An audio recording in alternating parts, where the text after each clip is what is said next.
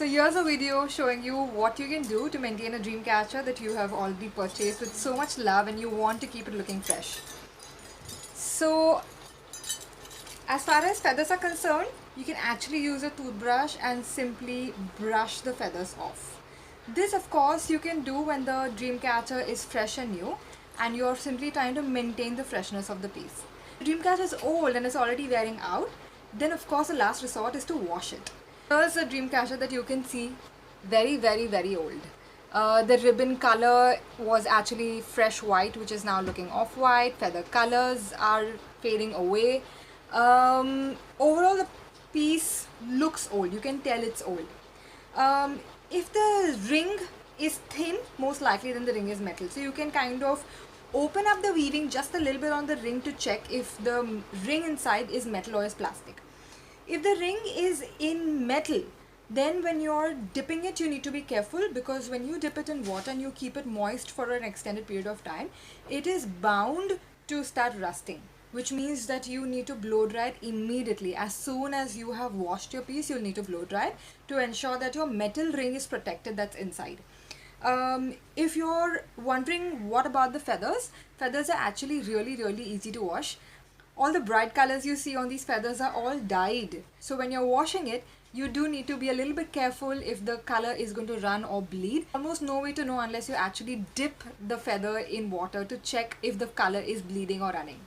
Your Dreamcatcher has a lot of metal elements like this one, which we've used shells and chimes.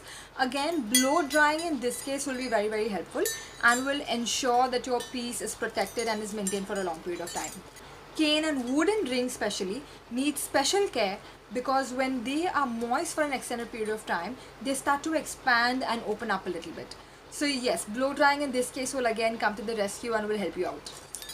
When I tell some of my clients that you can wash the Dreamcatcher, they almost, they don't believe me. So here's me making a little demo video of how you can actually wash your little Dreamcatcher. So let's do this. Medium hot water, not too hot, but of course warm enough. Some shampoo.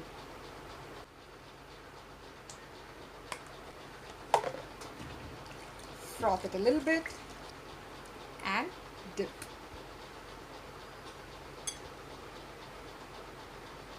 You can actually use a brush now and start gently cleaning your little Dreamcatcher.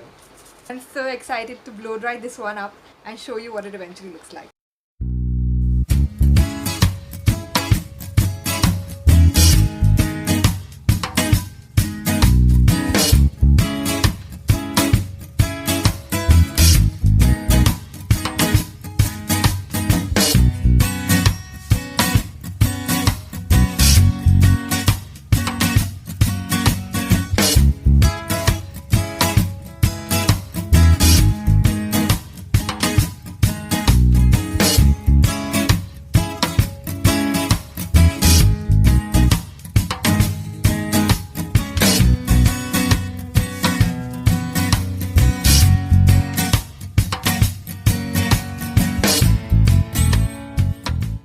So here's your finished piece, fully dried, clean and ready.